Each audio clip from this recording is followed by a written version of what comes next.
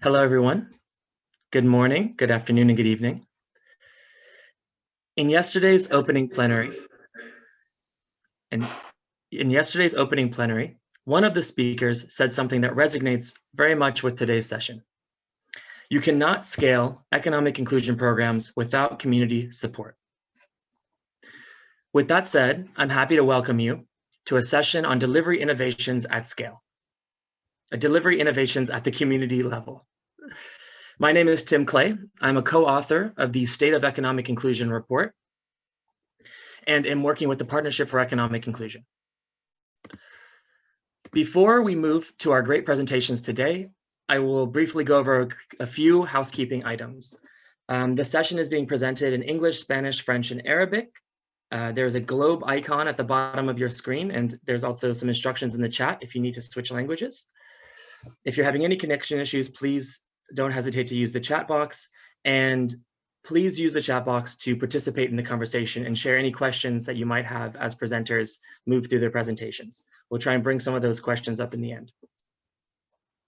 So this session considers how innovations at the community level support the sustainability of government efforts and potentially allow for cost savings by shifting from individual to group-focused interventions and leveraging community structures such as community facilitators, savings groups, and producer organizations and other cooperatives. We have a unique set of countries that we'll present here today. We will first showcase the experiences of two government-led economic inclusion programs in Rwanda and in Uganda that leverage community groups as well as leaders for program implementation. This will be followed by a fascinating presentation on a program in Mexico that introduces a regional strategy to better connect cooperatives and other community groups. So before passing the floor on to our speakers today, I'd like to frame the discussion a bit. And if we could have, and we can go to the next slide. Thank you. So based on the recent SEI report, the engagement of community mechanisms was found to be a critical driver of program delivery, with over 73% of government programs leveraging community structures, including informal savings and credit community groups, local governance groups, and formalized producer organizations. In addition, 86% of government programs that leverage community structures also support the development of these community platforms, either by developing new structures or strengthening existing ones.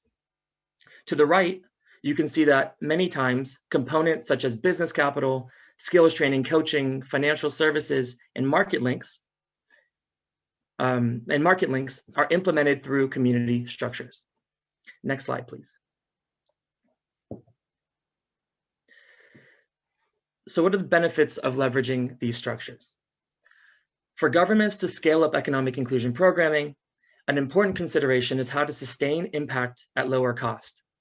Based on data from the PEI Quick Costing Survey, we found that economic inclusion programs require significant administrative capacity, which is found to be a key contributor to the overall cost of these programs. By leveraging community structures, which often already exist, programs can reduce costs. Furthermore, by leveraging existing community structures, programs can increase sustainability through facilitating linkages to other programs. This is particularly true if the community structures are formally linked to other market actors, including financial, service, and private training providers. Continuing with sustainability, community structures have become even more vital during the COVID-19 recovery period. As in-country movement restriction continues to prevent external partners from accessing their programs, there will be a need to rely on these community groups to deliver these program interventions. Lastly, engaging with the community in program design and implementation can build social cohesion. This is an important point. By creating opportunities for social interaction, programs build social capital and influence attitudes and behaviors across social and economic domains. You can close the presentation now. So I hope that by the end of this session, you will get some insight into how community structures can be used to scale and implement economic inclusion programs. Without further ado, I'd like to give way to our first presenter today. Ms. Claudine Marie Solange is the Director General of the Local Administrative Entities Development Agency in Rwanda. Ms. Claudine is an economist with many years of experience working in social protection and community development. She will give a 10-minute presentation on Rwanda's minimum package for graduation program. Ms. Claudine, over to you. Thank you so much, Timmy. It's a great opportunity, a pleasure for me to share the experience of Rwanda, some initiatives that the government of Rwanda took to strengthen the social protection and actually ensure the four outcomes that you spoke about. So minimizing the cost and increasing the sustainability, but also ensuring the social cohesion and increase the graduation of vulnerable groups from poverty. And the initiative that we took was based on our existing social protection policy, which aims at ensuring that all extreme poor and vulnerable groups are prevented from vulnerability and shocks, and protected. If they are already vulnerable, they are ensured to be protected and guaranteed transformational interventions. So the aim here is to be able to help vulnerable groups to get out of poverty and to reach sustainable graduation. And from the experience we had, we couldn't achieve by simple components that are provided in the social protection policy, where we do create jobs and make sure that we make regular cash transfers. After some time, we actually realized that it was not working, and we introduced the minimum package for graduation. And the objective is to complement the acceleration of graduation for social protection beneficiaries from extreme poverty and moderate poverty, and providing them with an extra support. So the objective here is that extra support that is brought, and it has three objectives. One, to ensure that even those cash transfers, they are done on time, they are adequate, and they are tailored and based on different contexts. That is one. Second is to ensure that actually, if there are opportunities to have complementary services in the community, that the vulnerable groups who are already receiving regular timely cash transfers, they are connected to different complementary services. And the third is to have in place a well-trained cadre of case workers or group of case workers, parasocial workers, who actually will facilitate outreach to extremely poor and vulnerable households. So these are the three main objectives of the minimum package graduation. And if we continue with the following slide, we can see how the program was designed and different components. The left side is the target group, who are people who are already benefiting from different social protection components. And second, the minimum package for graduation, which is actually, as I said, an extra support, will ensure that the cash transfers are done on time, they are regular, and they are comprehensive. Then we will make sure that vulnerable groups access to health insurance. In Rwanda, we have the community health insurance, which is very important and allow people to access free medication and health services.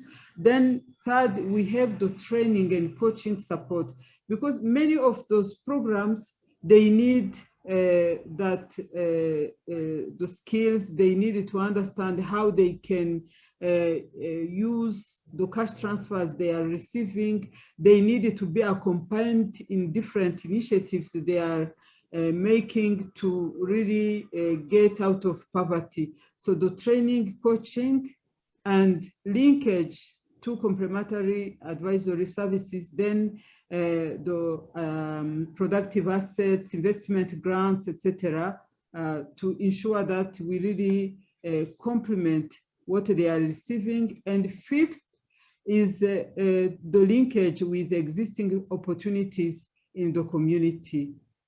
So on the following slide, we will see, we are going to see that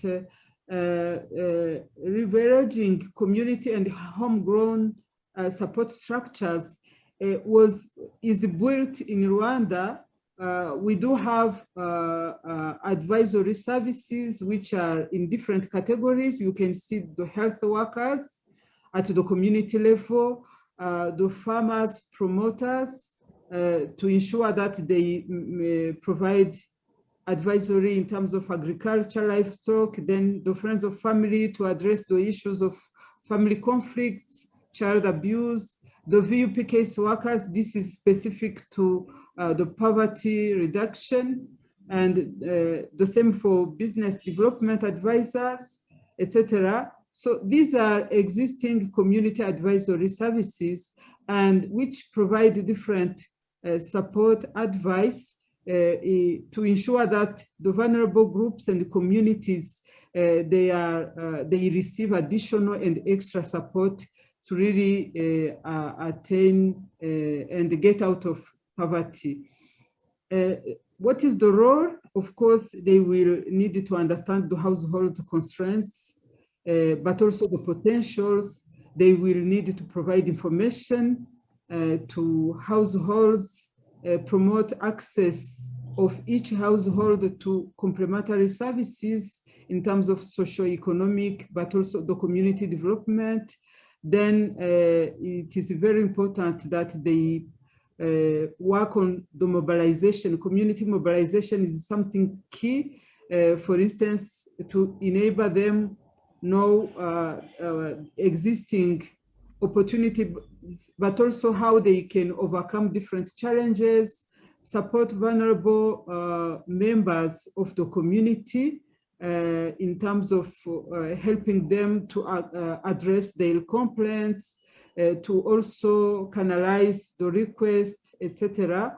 Then it is important that those case workers be able to conduct monthly visits to different households to work on prevention, to work also to the response in accordance to the needs, to address different issues related to families, like family conflicts, GBV, child abuse, neglect, etc. And then, but also to be able to advise when it comes to other proximity advisors. You may be, you may have skills in economic development, but there are other proximity advisors who may have skills in agriculture, others in education. So it depends on the situation, and the case workers will ensure that they redirect the household to the specific proximity advisor. Then also ensure that the monitoring and follow-up is done on time. What have been the lessons that we learned? If we can go to the next slide.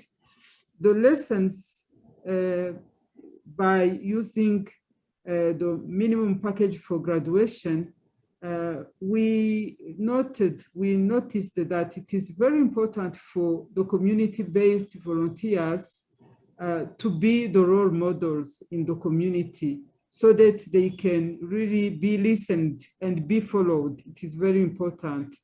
They are volunteers, of course, but it is very important to think about incentives, like, for instance, helping them to access the community-based insurance health insurance, it is very important, some communication fees, but also being able to participate in other community gatherings, because to have a certain consideration in the society, that can be also an incentive. Another incentives is when there are, for instance, some ad hoc programs in which they can also be enrolled. And it is very important to establish a formal coordination structure where they can report, but also through which they can receive trainings and skills development. It is very important to sequence and layer the interventions, very critical if you wanted to achieve very quickly graduation. It is very important to find a right balance between women and men, so that the group's discussions are balanced for some specific topics like the GBV, decision-making topics, the gender equality, etc. And then it is very important to understand the profile of different targeted beneficiaries.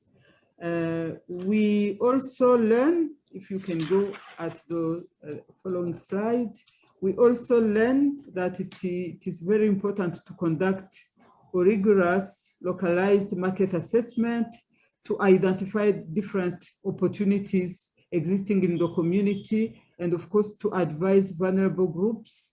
On the left side, you can see some photos where the handcraft have been opportunities for some vulnerable groups here in Rwanda, but also small businesses in different local markets. The graduation program should allow a wide array of assets to different beneficiaries, so that it depends on which type of productive assets one can need. One will need, for instance, livestock, another or startup capital. Others will have different needs depending on the situation, the context. It is also important to have a manageable case load. So to define the, for instance, the number of community advisory, I mean the parasocial workers in the community, but also it is very important to conduct a study to develop a definition of graduation based on appropriate criteria, considering the local context, and it is important to communicate clearly to the vulnerable groups and explain different type of support they can benefit from.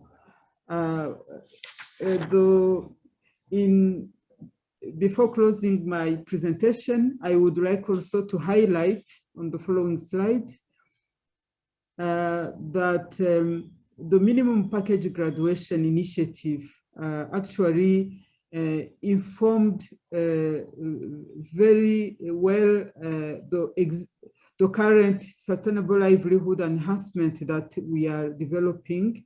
The community-driven caseworkers has been strengthened now, and we have worked to restructure existing community parasocial workers so that we group them in order to make them more efficient, cost effectiveness, and the livelihood menu of productive assets has been increased through providing assets beyond only small livestock.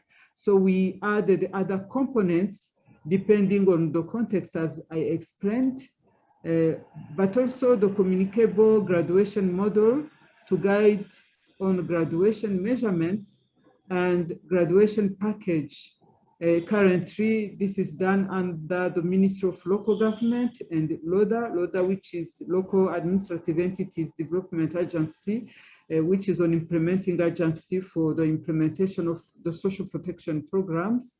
And the two institutions are working on graduation strategy and that will be used to measure graduation each 2 years, every 2 years, to ensure that we have helped a certain number of households to lift out of poverty. And of course, the sensitization of local communities being done by the local government institutions is key, and being able also to provide holistic packages and addressing strengths for key drivers so that we really fight against the rural poverty and combine multiple interventions in order to quicken the fight against the poverty and to eradicate extreme poverty, but also reduce moderate poverty. I thank you so much for your attention. Not easy in 10 minutes time. Thank you. Thank you, Claudine, for an excellent presentation. Rwanda's program is really a great example of using community structures, in this case, caseworkers who are leaders in the community, to help identify and connect program beneficiaries to program services. Importantly, for caseworkers to be most effective, Claudine mentioned that it's important to maintain gender balance, provide incentives, especially for volunteer caseworkers, and introduce group-based or targeted coaching to help manage caseworker workloads. So this helps segue to our next presenter. Let me introduce our next speaker. Dr. Robert Limlim is the director of the 3rd Northern Uganda Social Action Fund project, implemented under the Office of Prime Minister of Uganda. Many of us are probably familiar with this program. Dr. Limlim, you have 10 minutes. Over to you. Thank you.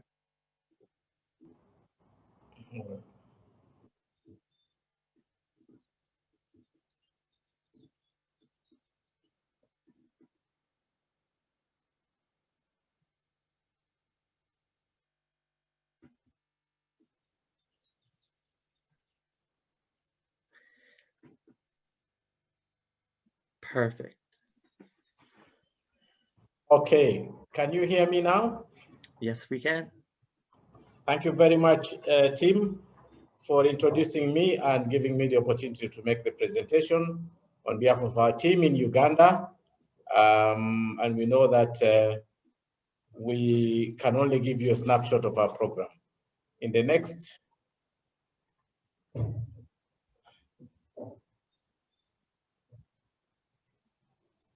slide, I tell you about the rationale of the 3rd Northern Uganda Social Action Program. And this gives you the context of why Uganda chose to implement this program. For the last 15 years, we have had NUSAF 1, which ended at the emergency period. And then we commenced a much more relatively peaceful period with NUSAF 2, and then now we have NUSAF 3. So there has been a situation of conflict, and we are now at the post-conflict era with recovery in our front, in our future, and we hope that this can let our region move into socioeconomic competitiveness. We have, however, persistent poverty in this region and vulnerability compared to the rest of the country, and we notice of about 20% percentage points above the national average of poverty, communities living below poverty. We have environmental challenges of climate change and climate change effects, which create a lot of shocks to our communities, including drought and floods. So this context gives us a very big challenge to support our communities in the midst of recovering from the conflict that we had for over 20 years in the northern and eastern parts of Uganda. Our program objective is very simple and clear, is to provide effective income support and build resilience of poor and vulnerable households in northern Uganda. And in our program, we always define two words, one income support and the other is resilience. In our context, we think that effective income support is really increase in value of assets by the end of the project, assets at household level. And then resilience in our context is really to be able to demonstrate capacity of households and communities to adopt new strategies in the face of all the shocks that they might experience. Now, what are the target groups that we focus our interventions on? The first is really to say we are clearly engaged with identifying the poor and the vulnerable amongst our communities, and we have a range of methodologies we use to create these targets. And in our region, it composed about 51% of the districts of the country. So we're dealing with half of the country of Uganda, and that's quite a huge space to deal with and to get the targets going. The characteristics of the poor households are clear. One, they are engaged in subsistence production, really hand-to-mouth type of production, and some of them are mainly agro-pastoralists, and with land constraints and land issues around them. Some of them are victims of landslides, and they have been displaced from their communities where they live, and most of them are using rudimentary technology, and they are really not exposed to the capital that sometimes we know can spur production and create income. So there it is, and we have to get these three major components, two components really, but the second one is the first one is divided into two. The first component is household income support programs, which also gave us the opportunity to try out the village revolving fund approach to help the poor, able-bodied, and interested commercial-oriented people and families to actually get credit for them to increase and boost their income and increase production. So you can see that we provide some grants to households on the $5,000 to a group of 10 to 15 households, and we always ensure that there is gender balance, and they are involved in primary production of crop, livestock, and fishery, and apiary. In many cases, they are really at the rudimentary stage of production. But we also provide those that are working on business a revolving fund of about $10,000 to target village and business capitalization so that we can stimulate more investment and local economy. And we believe that this will help them enter into the trajectory of income generation. And the last one is that we have a lot of labor, a lot of energy with our people, but not skilled, not trained. And we have labor-intensive public works, so much more in the social protection area to bring in some regular, although temporary employment, but also direct cash transfer to the households. Now, what are the challenges that we see what are the different features of our program? I think it is important to highlight here that our program really promotes clearly the concept of saving, because we know that accessing commercial capital is very difficult. So we have enabled our people to produce, but also to save and ensure that these savings can be borrowed and lent to the communities. So far, we have up to $11 million worth of our capital at the village level saved to date for the last 5 years. We also ensure we link our communities to financial institutions to get more and more credit, but also to get inputs from credible suppliers certified by government. We also do market linkages for our communities who are producing particular crops. We do enterprise building, especially training and mentorship of our people. And in this, we nurture communities and groups to grow through what we call the 5 core principles, namely weekly meetings, weekly savings, interloaning among themselves, and timely repayment, then record keeping. We believe this promotes cohesion and creates, in cohesion, we have social capital, but we also have financial capital accumulated among the communities. We guide communities through a community-guided, demand-driven approach, and this really helps us get all our people and organize through our facilitators, our sub-county administrators and management systems, and we do also capacity building of our communities through capacity building partners and central government institutions. We strengthen community institutions and also ensure that there is good household practices here, like health, immunization of children, taking children to school, and also good hygiene and sanitation amongst our communities. Now, how do we leverage these group structures that we have in Uganda, that we have set in our program? I have 6 bullet points there that I thought we could use to significantly feed our information on this. Number one is we do a lot of social mobilization and sensitization of our people through engagement of the community watershed committees and local councils, and ensure that our people are informed of what is going on and they can be able to prioritize for themselves. 2, we are also ensuring good targeting through participatory techniques, community techniques for targeting, like wealth creation, identification of household, transect work, and so on. And so far we have registered over 98% beneficiary satisfaction rating when we do our scorecards and do our rating assessments.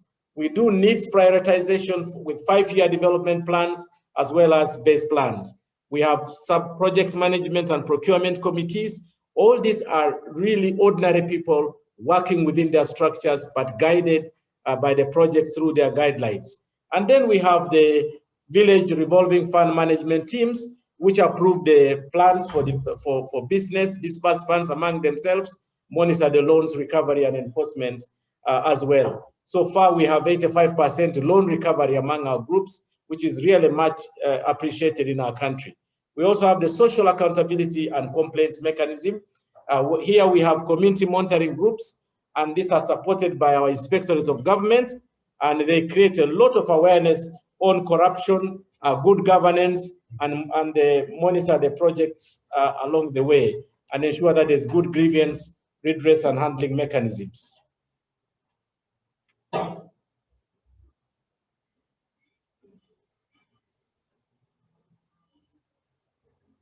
All right. I think that slide, okay, I go to this slide. It's very important in terms of lessons that we share with you. One of a number of lessons. One of them is that supporting capacity building of community structures will actually enhance effectiveness and efficiency, especially in targeting, in needs prioritization, financial management, and even procurement aspects when implementing projects like livelihoods. It's crucial to support capacity development. It's not true that capacities already exist, but when we do support these capacities, you see efficiencies kicking in quickly. Second, working through community institutions promotes cohesion, and cohesion is a very strong element of our society here. It also promotes participation and ownership of our people. Control and of the programs is centered on our people, but also sustainability of these projects quickly gets to be boosted by participation and ownership.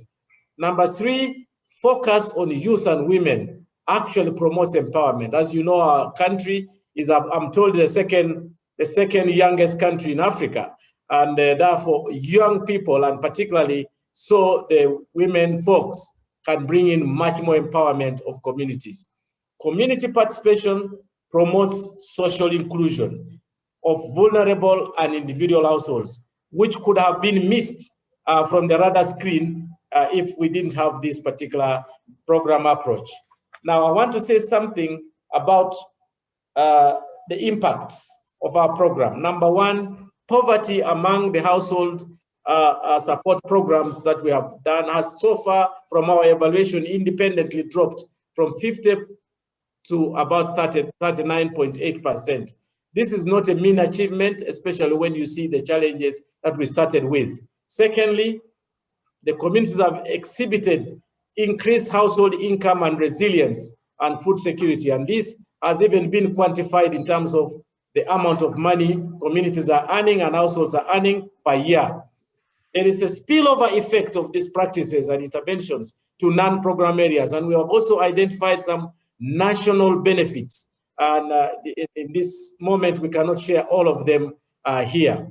But it's, very delighting to note that this program has created a momentum of appreciation of community involvement. And I can just share with you that right now in our National Development Plan, we have agreed to accept a development that is based on parish development model, which is much more nearer to the communities, getting the lessons from the NOSA program. It promotes local economic development and resilience.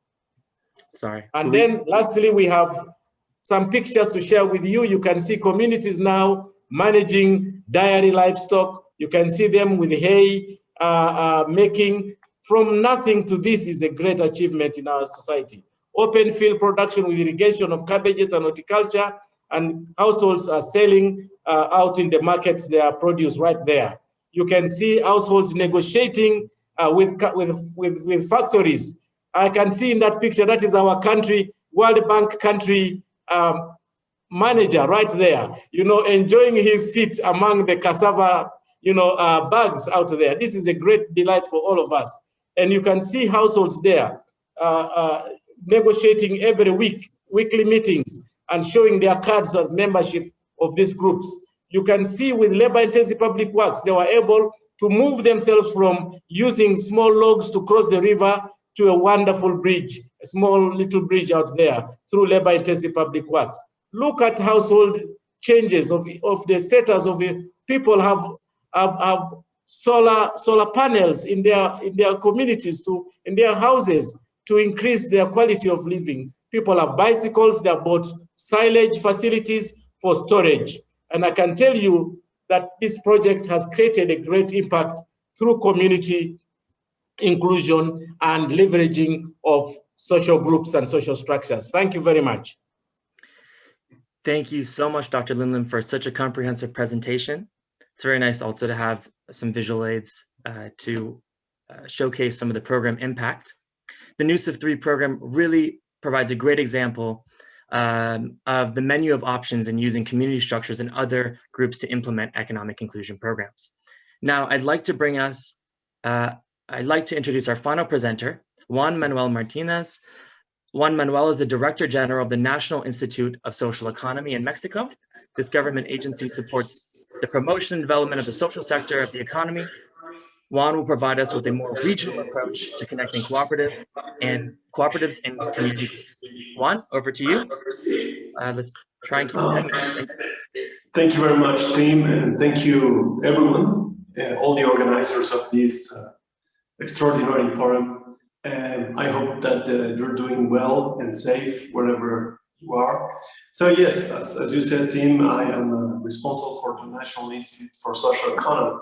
And that will be my introduction to this panel. What we do is trying to change our minds about social and economic inclusion, about coming from an essential question: who must be the actor, the main actor and actresses of the economic activity? And for us, in contrast of the capital paradigm, is the people who must be the actors and actresses. But how can we do that? And that's what I want to show you here. So, as we know, the social and solidarity-based economy is a socio-economic system made by socially owned enterprises. That's the main point, where labor and people are the center of the organization and the concur associatively. So, as we know, for many decades, at least here in Mexico, we have the paradigm that the private capital investment will produce wellness and richness, with the thing that we must do something within the territories to provoke a different way to complement and to balance the shape of economy in Mexico. So this is where nodes that are the nodes for development of social economy into the fields are our main tool in the INAES, the National Institute for Social Economy. So the objective of nodes is to provoke ecosystems within the territories, within the people, to provoke collective associations, and within the economy, the activities, economic activities provoke enhancements in society. So can we go forward, please? So this is the basic structure that we have. Is for us, we must be congruent, and the beginning of every notice is an association itself. So coming from zero, the proposals must come from three different actors. A governmental actor that we can see in the left, and that will be the main, the government of the nodes will be an institution of education. It could be a university, most of them. One organism of the social sector of the economy, that could be a cooperative, production, consumption nodes, and also a local government. So this alliance is the first step of the nodes. Then they have a specific team of people with names and histories and territorial linkages to that society. So that's where INAES comes, and we provoke the specific education and tools to do their job into the territories. And that will be the last fraction of the structure, that is the population that we work in the territories. And that could be like people in general, bringing here their specific needs. So can we go to the next, please? So we have this structure. They, as I said, they build this first alliance. We have a calling proposals from the INAES, and then we develop a specific program of work. We have that formation that I mentioned to know what social economy is.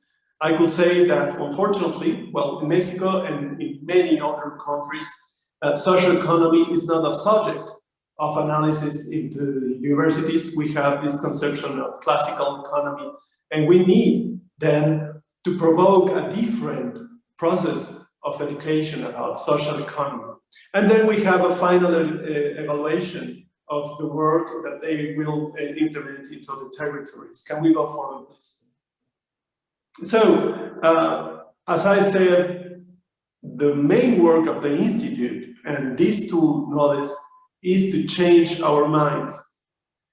This is not magic, this is not a psychological thing, this is not something like that. Is that if, this is the hypothesis, if the economic and social model that from '89 has been prevailed into the world, and that we can see those levels of poverty and social exclusion, maybe we should change the model and change the minds. So that's why I said that in general, the main objective of knowledge is to change our minds and then to have application into the territories based on the specific needs of those territories. That's why we have this kind of subjects. We work with nature, with energies, with collective consumption, with popular savings and loans, with different prototypes of financial inclusion. The culture of peace is a subject that is a main issue in Mexico. Unfortunately, the levels of violence that we have from the recent decades are very bad. So we need to work specifically into the promotion of peace within the economic frameworks. So can we go forward, please? And that, so I described the cellular node But our aim is to have a big network so we can share the many activities that we have. If one community in Yucatan is working with net energy, maybe one in Chihuahua that is more than 2,000 kilometers distance, and they can say, I can do that. And so we can promote the interchange of knowledge and know-how of how to do social economy in specific contexts. Can we further? We will go further, please. Next. And this is how it looks right now, our network. This is the results of 2 years of work, 2019 and 2020. We have 40 nodes right now, and for the 2021 new group, we have more than 25. So at the end of this year, we will have a network of more than 60 universities and nodes involved in our network. That is the nodes, but as you can see, we have 167 actors. As I said, each nodes have one actor of universities, local governments, and society. So this is the shape that we have right now. And I would like to, if we can go next, please. I would like to explain 3 different examples of what we have.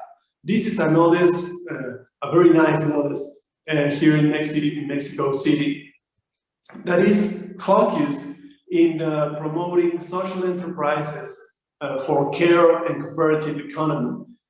This is very important, thinking about the women inclusion to the economic activities, into the child and also the elder population, to have care systems not only provided by the states of the private, but from the people in an economic shape. Can we go next, please? The next one is about energy. We're working with the German corporation in 6 different places in Mexico, but this notice that is in Tabasco is working directly into the production of many things in the villages, provoking green energy. Can we go next, please? And this is a very nice one. This is a notice who's working within the people to have a different shape of financial inclusion with loans and credits from the people to the people, avoiding the, I could say, mafias that are in the villages in this kind of shapes. Can we go maybe to the end? And as I said, peace is very important for the actual government. And every notice have a specific formation and a specific goal to promote social cohesion, integration of people, to renew the social tissue, and to promote a culture of peace. And also, if we don't have a capitalization of the people, we will do nothing. Some activities in other programs, they have, as a result, the very a negative effect in people having loans and provoking debts for life. So we have a financial alliance with the Banco de Bienestar here in Mexico, promoting a different kind of financial inclusion. And I think that this is it.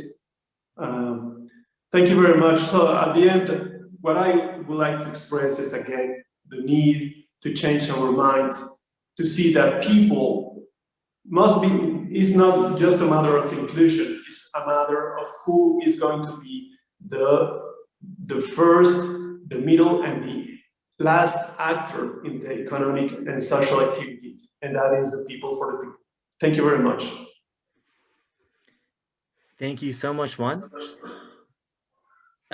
Sorry, Juan, would you mind putting your mute button on? Thank you so much, Juan. This regional approach to connecting cooperatives and other community groups is fascinating. It allows these groups to further their community empowerment, as well as share knowledge across different sectors and societies and local economies. Really shows an example of potentially what smaller local cooperatives and community structures can do at a much larger regional level. Now I would like to turn back to the presenters with one question. I'm going to give them a quick, hopefully 1 minute answer. And beginning with Claudine, from your experience, what is one piece of advice that you can give our audience to better include community structures based on your own programs in a program's design? Claudine? Thank you so much, Tim. First, I would advise to start, not to wait that everything be there, because it will you will never have everything in place. You need it to start. Don't wait for having all the capacities, all the funding, all the things that needed to be in place, but just start. Second is to build on existing structures. Perhaps the Rwandan case is unique because we are very decentralized. You will find at the grassroots level, village leaders who are really near the population. So build on those existing structures to reach the communities. Third is to harmonize. We have the experience in the past where each NGOs, especially those big NGOs, World Vision, CARE International, SOS, everyone bringing its own parasocial workers, in addition to some ministries having their own parasocial workers. And you end up by having in one village like 10 groups of parasocial workers, which is not efficient because it consumes resources, but also it takes so much time from the family. So it's better if you can harmonize and do a kind of checklist that each group remain with only three groups of parasocial workers and with a checklist of what will be followed by each group. Thank you. Thank you, Claudine. Now I want to move quickly to Dr. Robert Limlim for a quick 1 minute answer so that we can fit one as well. Okay. In addition to what Claudine has said on consultation of leaders and groups, I think I would like to add that the duration and timing for consultation should not be a small, short, cursory experience. You should try to make it really much more inbuilt in what we are doing, so you can get a feel of what communities really desire in terms of their needs and where they're going, the direction. But secondly, that you've got in the process of consultation to be very clear with your framing of the questions, of the issues. Sometimes we are really so academic when we go into this, and consultants go in there and quickly ask questions, but you need to be very, very clear in framing, including content and methodology of how programs should be designed and implemented. Thirdly, that we now have social media. We should also be open to new technologies, use of technologies to actually get this quick random feel of what's going on in communities, what they need, and be able to harness this very quickly. You can reach further than just meetings and groups. Lastly, in program, we've got to ensure that programs are not fixed. We should have flexibility during the implementation to adjust to emerging revelations of what communities are driving to, and make sure we respond to that and adjust our programs accordingly. Thank you. Thank you, Dr. Limlim. We're going to extend 2 minutes, give Juan a chance to answer this question. Well, for us, the basic concept of this question is that people know how to do it, but many structures stop them to do the auto-gestion of their lives. And so our work is to break down that mental stop so they can say, yes, I can be the actor in my work, my space of work, my space of consumption, and my financial space. That's our basic notion. So we need to bring technical tools to do that with the most effective and efficient way possible.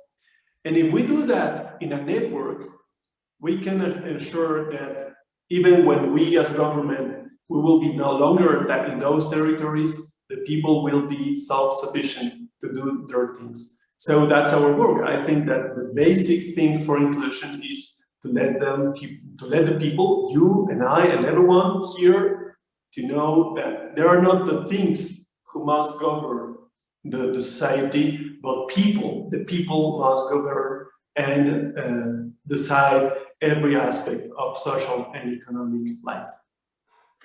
Thank you, Juan. I want to thank all the presenters today for their phenomenal presentations.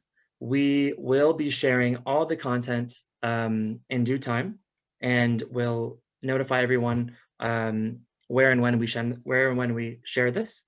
A poll will pop up to rate the session, to look at, and yeah, evaluation about the session. Please do take a second to answer these two questions. How would you rate the session? And if you would use material and ideas from this session in your future work. Our next, after this session, our next session is on promoting women's empowerment through economic inclusion, current thinking and key directions. This session will begin at 10, and we hope that everyone can join us there.